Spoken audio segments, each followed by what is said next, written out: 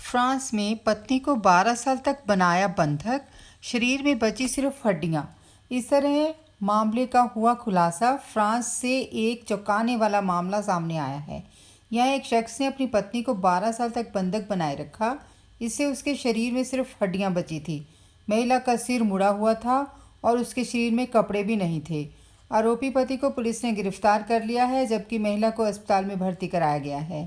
Paris agency फ्रांसीसी police ने सोमवार को कहा कि उसने एक 55 वर्षीय जर्मन नागरिक को गिरफ्तार किया है, जिसकी पत्नी उसके घर में 12 साल तक कैद में रहने के बाद निर्वस्त्र अवस्था में और टूटी हड्डियों के साथ मिली थी।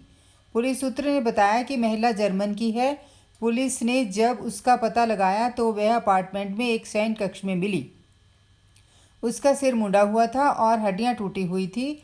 वह कुपोषित भी थी। ऐसा लगता है कि उसे प्रताड़ित किया गया था।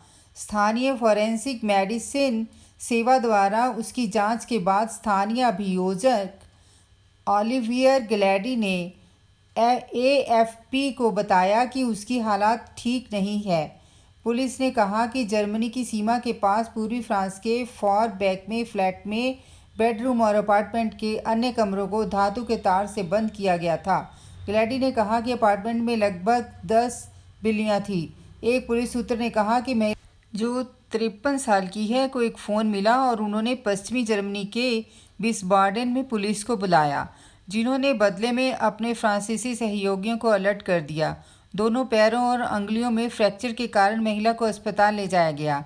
एक पड़ोसी एलिसिया ने कहा कि वर्षों से उस व्यक्ति ने इमारत में सभी को बताया था कि उसकी पत्नी को कैंसर है। उन्होंने कहा, मैंने उस महिला को कभी नहीं देखा।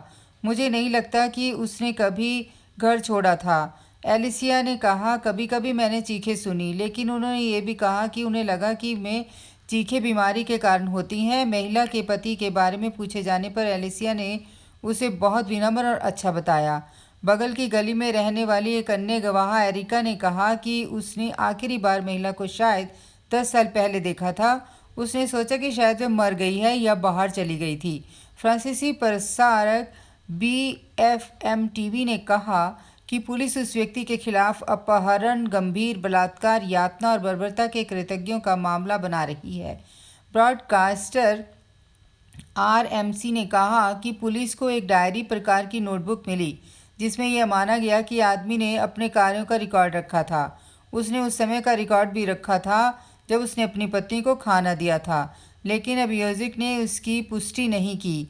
ग्लैडी ने कहा कि वह व्यक्ति बेरोजगार है। माना जाता है कि वह पहले जर्मन उद्योग में काम कर चुका है। Please subscribe and share for new updates.